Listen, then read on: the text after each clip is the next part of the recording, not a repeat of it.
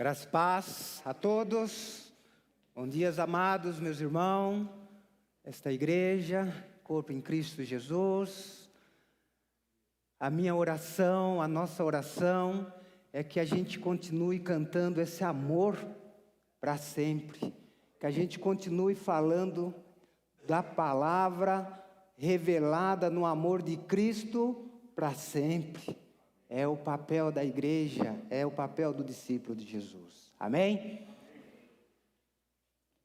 Vou estar orando, mais uma vez agradecendo por esses louvores, por esse dia, por essa manhã, por esses amados irmãos aqui presentes, por vocês que estão nos acompanhando pela telinha, que o Senhor esteja falando com você, que o Senhor esteja falando comigo, que Ele começou a falar. No início da semana, Ele tem falado comigo sobre esse texto. Baixe sua cabeça, vamos orar e falar com o nosso Deus. Pai eterno, mais uma vez, Senhor, não cansamos de Te agradecer, meu Deus, porque o Teu amor, a Tua misericórdia é para sempre, meu Deus. Ô Senhor, obrigado, Pai, por essa manhã maravilhosa, Senhor. Obrigado por esses amados aqui presentes na Tua igreja, Senhor. Obrigado por aqueles que estão nos acompanhando, Pai, por essa tecnologia, Senhor, que o Senhor incorporou para que nós possamos estar, Senhor, divulgando a Tua palavra àquelas pessoas que estão longe daqui, mas presente na igreja gloriosa e universal de Cristo. Portanto, essa é a minha oração. Essa é a oração dos teus servos em nome de Jesus. Amém. Amém? Amado, eu pediria que os irmãos abrissem as vossas Bíblias no capítulo de João, no capítulo 6, no livro de João, no Evangelho de Jesus, escrito por João, revelado na palavra para nós. Evangelho de Jesus, livro de João, escrito por João, capítulo 6, nós estaremos meditando nessa manhã, Interessante que, de alguma forma, essa palavra nos toque o coração, porque esse é o propósito de Deus na sua palavra revelada. E nós vamos ver durante esse texto que determinados discípulos, o Senhor forçou ele a pensar, indagou ele, para que ele entendesse qual era o propósito na vida daquelas pessoas. Estarei lendo pausadamente para que os irmãos possam acompanhar. A primeira multiplicação dos pães. Algum tempo depois, Jesus partiu para outra margem do mar da Galileia, ou seja, do mar de Tiberíades. E grande multidão continuava a segui-lo, porque vira os sinais milagrosos que ele tinha realizado nos doentes. Então Jesus subiu ao monte e se assentou-se com os seus discípulos. Repito, então Jesus subiu ao monte e sentou-se com os seus discípulos. Estava próxima a festa judaica da Páscoa. Levantando os olhos e vendo uma grande multidão que se aproximava, Jesus disse a Felipe: onde compraremos pão para esses povo comer? Fez essa pergunta apenas para pô-lo à prova, pois já tinha em mente o que ia fazer. Jesus tinha em mente como ia fazer. Felipe lhe respondeu: 200 denários não compraria pão suficiente para que cada um recebesse um pedaço. Outro discípulo, André, irmão de Simão Pedro, tomou a palavra. aqui está um rapaz com 5 pães de cevada e 2 peixinhos. Mas o que é isto para tanta gente? Mas o que é isto para tanta gente, para alimentar esse povo?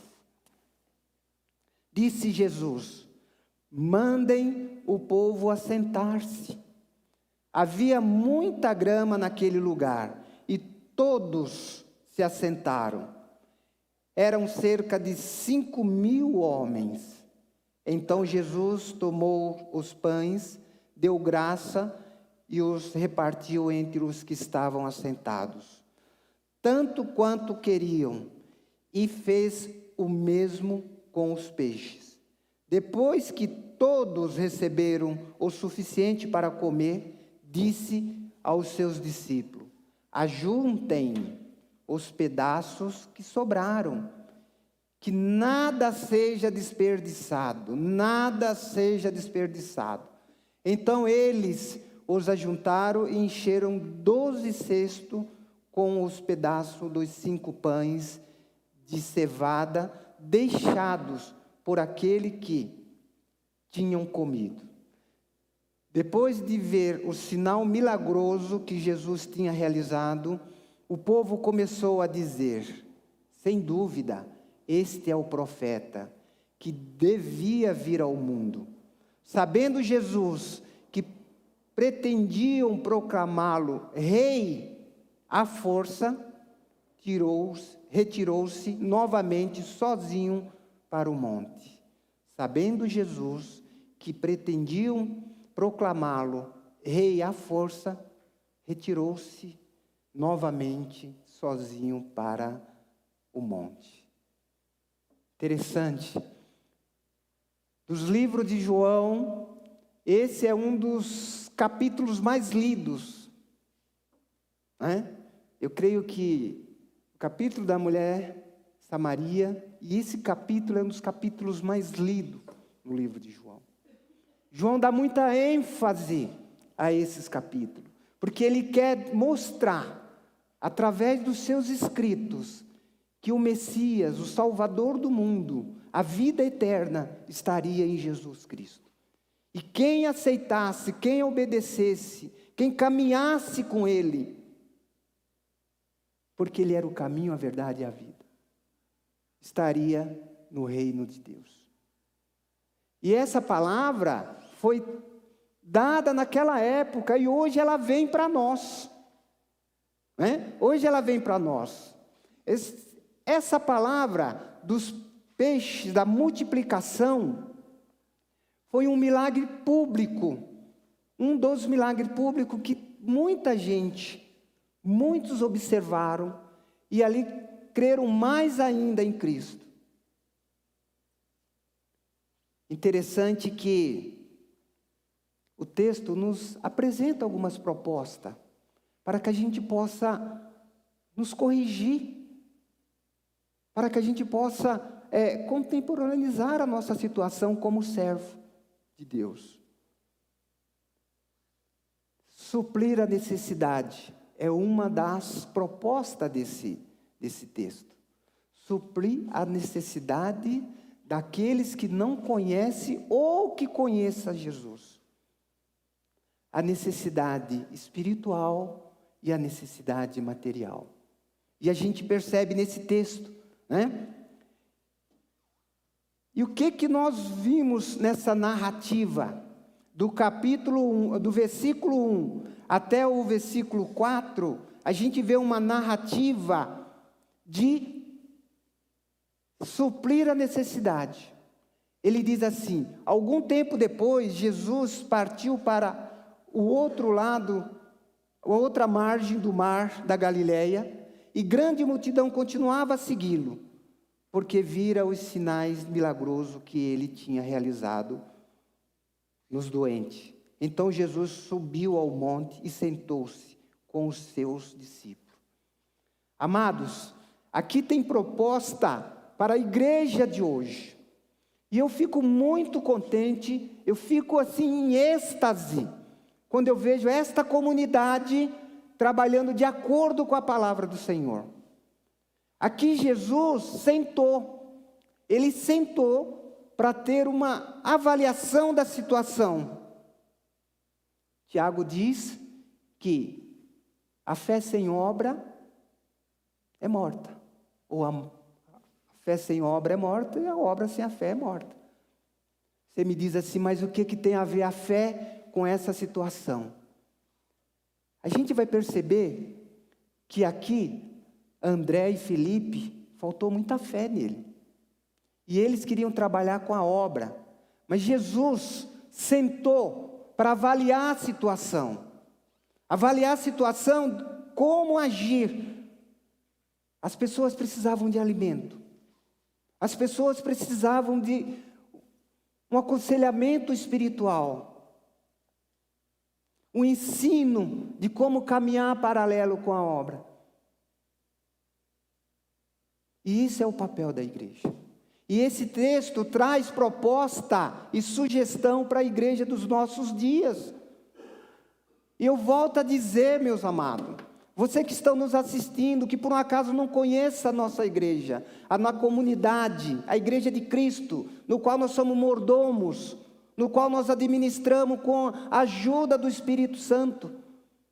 Se você entrar no site, se você entrar lá nos endereços, você vai conhecer a proposta dessa igreja, a ação social que nós fazemos, o estudo bíblico que nós damos. Evidente que existe outras igrejas, amém por isso, porque essa é uma proposta, né? Na narrativa a gente já percebe que tem que ter uma organização. Jesus sentou, avaliou a situação, como trabalhar. Outra proposta para a igreja vai do versículo 5 ao versículo 7, quando ele diz assim: levantando os olhos e vendo uma grande multidão que se aproximava, Jesus disse a Felipe: onde compraremos pão para esse povo comer? Essa pergunta, como diz o livro aqui, né? Jesus fez uma prova para ver como que estava a fé, como que estava ligado à igreja dele. Porque naquele momento, a igreja dele não era essa que estava sentada aqui, não. A igreja dele era aqueles que seguia. E hoje a igreja dele é aquele que segue hoje, está sentado aqui, está nos assistindo. Olha a falha de Filipe. Onde compraremos pão para esse povo comer? Fez essa pergunta para os pôr à prova, pois já tinha em mente o que ia fazer. Jesus já sabia, porque ele é onisciente. Ele sabe o que está acontecendo no seu coração. Ele sabe onde os seus pensamentos estão agora. Ele sabe se você está pensando o que eu estou fazendo na obra de Deus. Qual o meu propósito na obra de Deus? E Filipe lhe respondeu: 200 denários. Não compraria pão suficiente para que cada um recebesse um pedaço. Visão. Visão. A igreja tem que ter visão. O povo de Deus tem que ter visão. A primeira coisa que veio na cabeça de Filipe: aonde comprar pão? Aonde comprar pão? Num determinado culto de quarta-feira de oração aqui, que é uma bênção,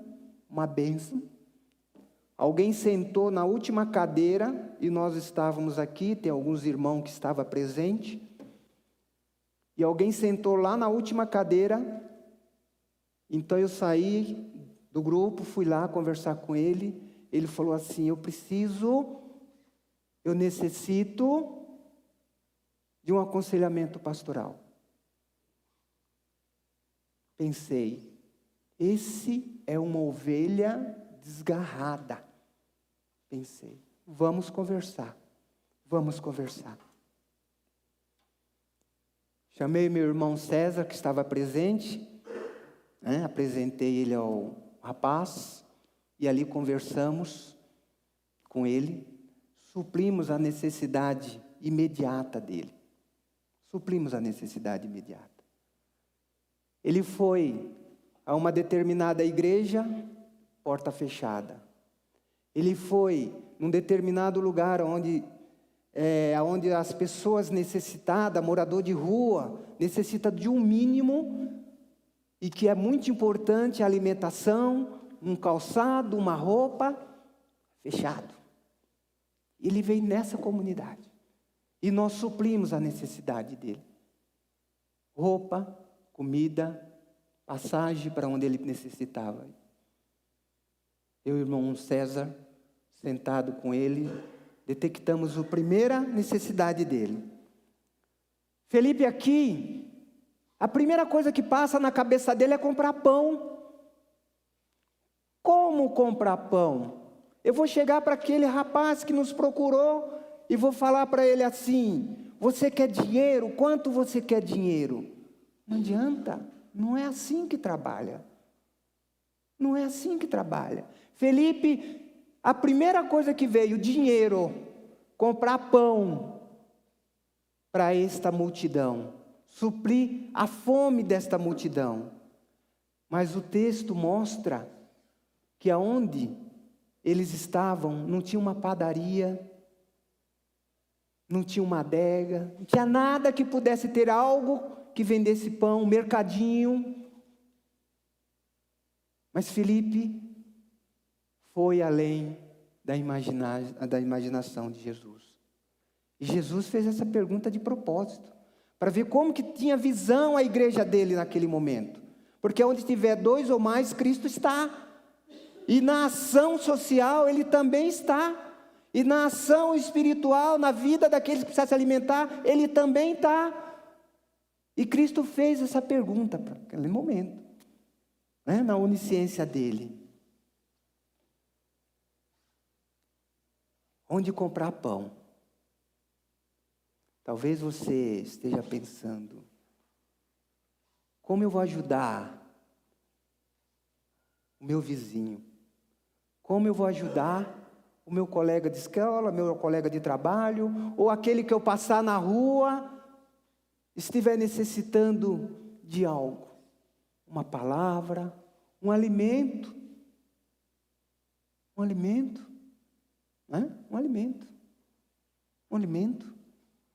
E Felipe, a primeira coisa, como diria aí, né? Vocês aí que estão na telinha nos assistindo, você poderia até estar pensando assim: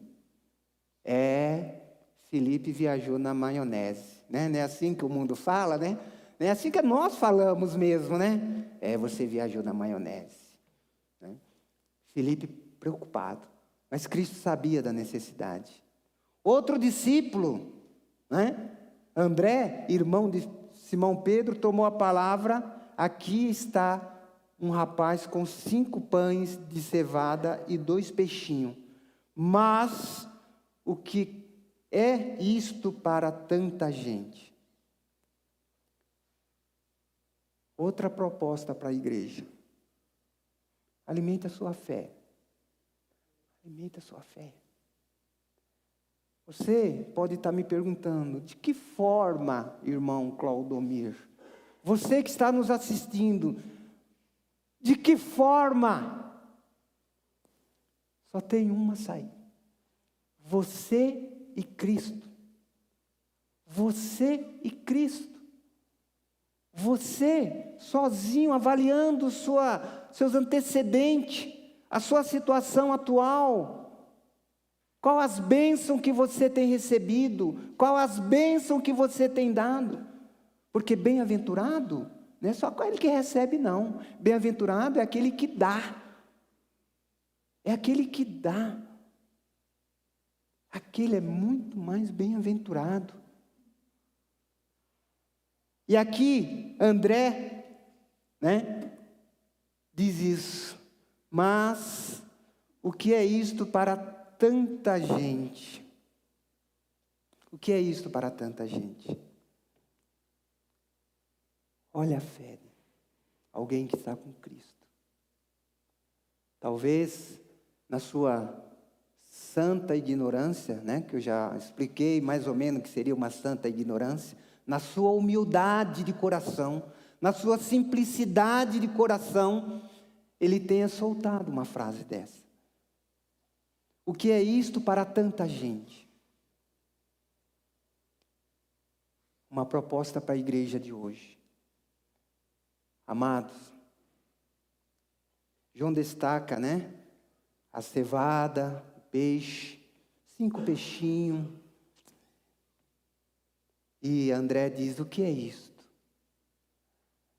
Quantas vezes a gente passou pela nossa cabeça, puxa vida, hoje eu não vou ofertar na igreja do Senhor, porque é tão pouquinho, né?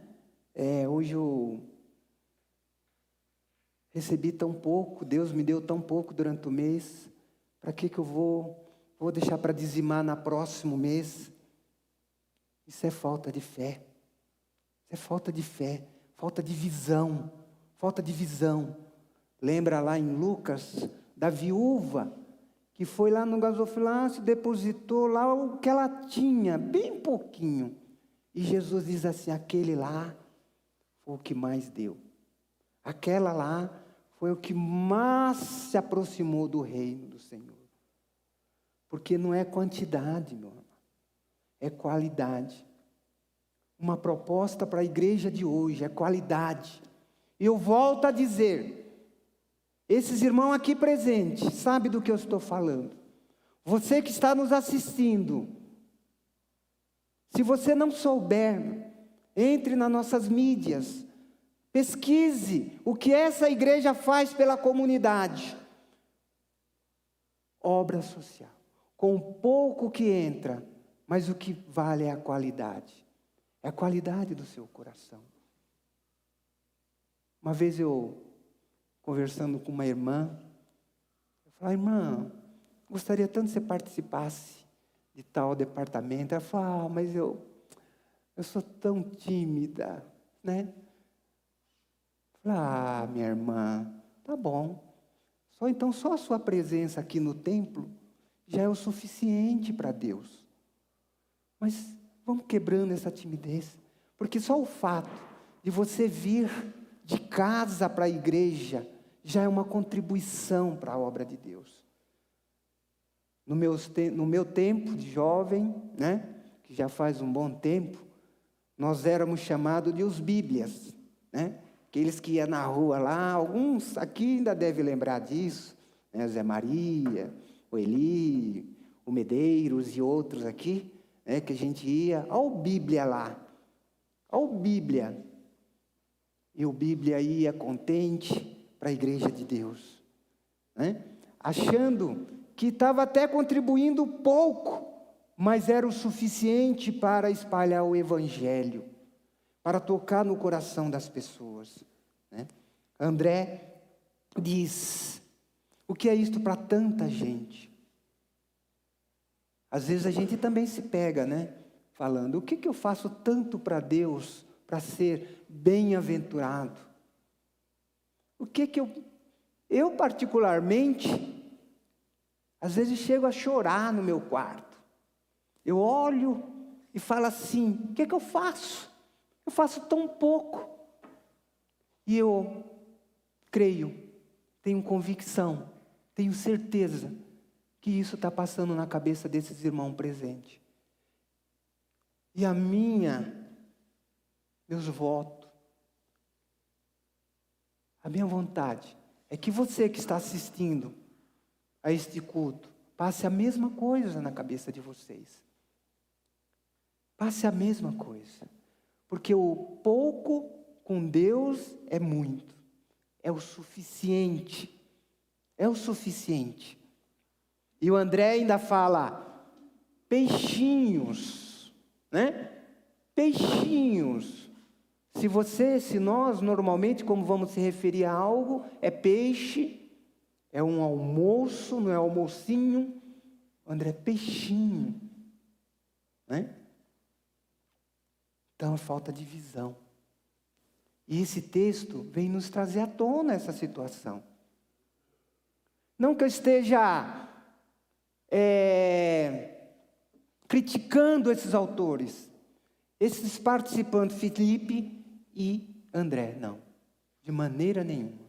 Porque esses estudos, esta palavra revelada, vem para nos alertar há mais de 2000 anos atrás, para acordar a igreja de Cristo, para nós não cometermos os mesmos erros daqueles que andavam com o Senhor. Né? Hebreus diz que não deixemos de congregar. Que maravilha ver os irmãos aqui. Eu oro para que você que esteja nos assistindo, sei que a pandemia nos afasta um pouco na presencialidade no templo, mas que essa pandemia não nos afaste na presencialidade do corpo, na espiritualidade de Deus. E que no próximo culto você esteja aqui. Nada como ver os irmãos. Apesar que eu vou confessar uma coisa, às vezes eu vejo uns irmãozinhos aqui, aí eu percebo que a idade chegou e que o tempo passou, né? Porque a gente vê o filho de alguns irmãos, meu Deus, 2 anos, 3 anos se passaram, e vocês estão assim, criado, alimentado. Aí eu vou no espelho, olha assim, aí eu percebo.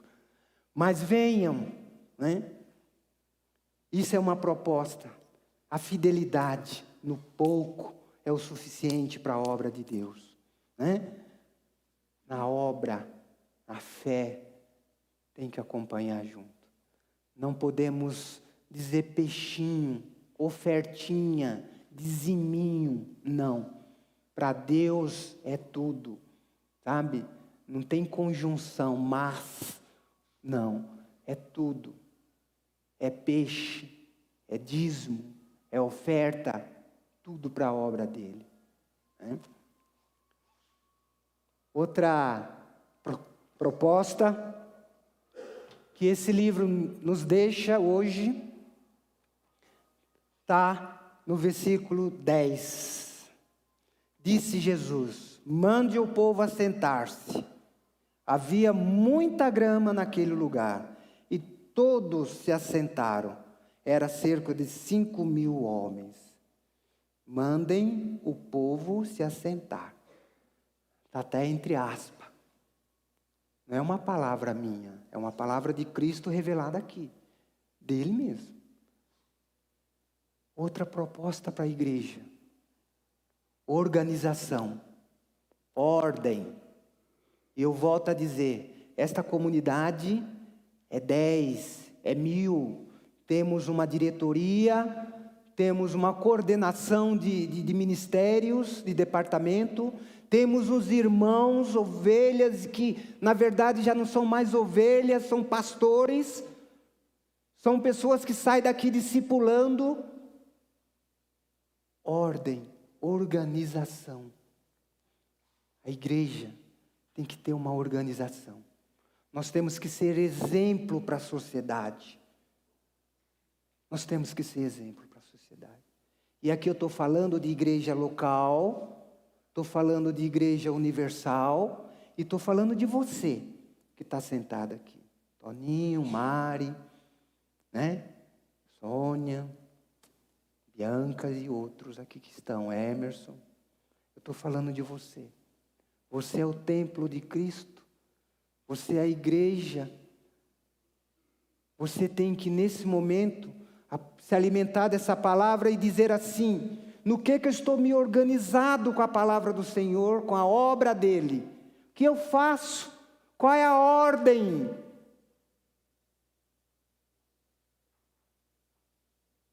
O que é o privilégio nosso de manter e trabalhar nessa organização? O que é prioridade na sua vida? O que é prioridade? Cristo habita em você. Cristo habita em você. O Espírito de Deus habita em você. Você é o templo. Você tem que trabalhar com organização e ordem. Nesse aqui, ele diz que viu 5.000, né? Cristo diz o quê? Então, mandem assentar. Vamos nos organizar. Interessante que quando você pega esse mesmo texto nos livros sinóticos, sabe o que acontece? Em Mateus, Marcos, Lucas, os discípulos dizem assim: Senhor, manda embora, está ficando tarde, o caminho é perigoso, manda embora. Se você pegar os livros sinóticos, está lá, manda embora, Mateus, Marcos e Lucas. Né? E aí?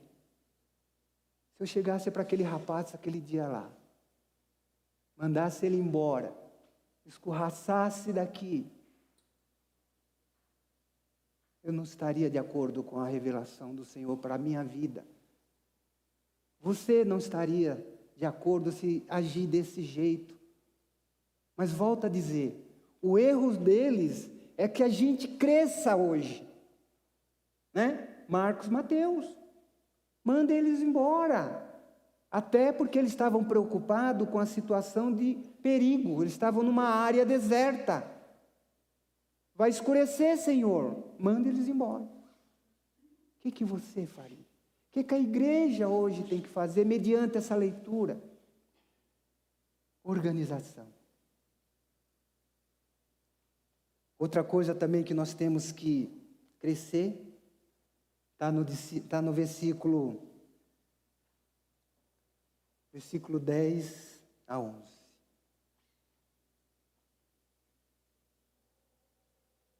Perdão, no versículo 11 a 12 ele diz assim: Então Jesus tomou os pães, deu graça e os repartiu entre os que estavam assentados, tanto quanto queriam, e se fez o mesmo com os peixes. Depois que todos receberam o suficiente para comer, disse aos seus discípulos: Ajunte os pedaços, vou mais adiante, vou até o 13. Ajunte os pedaços que sobraram, que nada seja desperdiçado. Então eles os ajudaram e encheram 12 cestos com os pedaços dos 5 pães de cevada deixado por aqueles que tinham comido. Mordomia é necessária na igreja. Mordomo de Cristo é necessário na igreja. É necessário mordomia sem desperdício. Quanta gente passa fome hoje, né? Quanta gente estão passando fome nesse mundo, nesse Brasil. E aqui o Senhor nos dá uma direção, ser mordomos, organizado, suprindo as necessidades, sem desperdício. Sem desperdício. Sem desperdício. Hoje a gente vê algumas comunidades preocupadas com determinadas coisas que a gente não encontra nem no Evangelho. Né? Nem no Evangelho. Nem no Evangelho. Eu dou graça ao meu Deus de olhar para vocês e dizer para vocês que estão aí: essa comunidade trabalha sério. Trabalha por engrandecimento da obra do Senhor. Tem uma responsabilidade, uma mordomia que é necessária, sem desperdício. Aonde falta, a gente supre. Aonde tem sobrando, a gente administra. E o Senhor nos dá esse direcionamento, uma ordem. Coloque os seus poucos na mão do Senhor Jesus. E com pouco Ele fará milagre. Contribua. Venha. Eu não falo só nas ofertas e dízimo. Venha. Participe. Fale do Senhor. Dê testemunha do Evangelho. Faça encher o aprisco do Senhor. Eu não consigo subir para falar, mas eu dou testemunho de vida. Uma irmã me encontrou lá fora e falou assim: olha, você é um abençoado. Minha irmã, sou um abençoado. Minha família é um abençoado. desde quando nasci, até hoje, e continuarei sendo abençoado. Nós, servos do Senhor, nós, e o Senhor dá esse exemplo para a igreja dele. O pouco que você acha que é pouco, na mão do Senhor, na obra dele, vai beneficiar muito. E a gente vê, chegando ao final desta leitura, no versículo 14, né?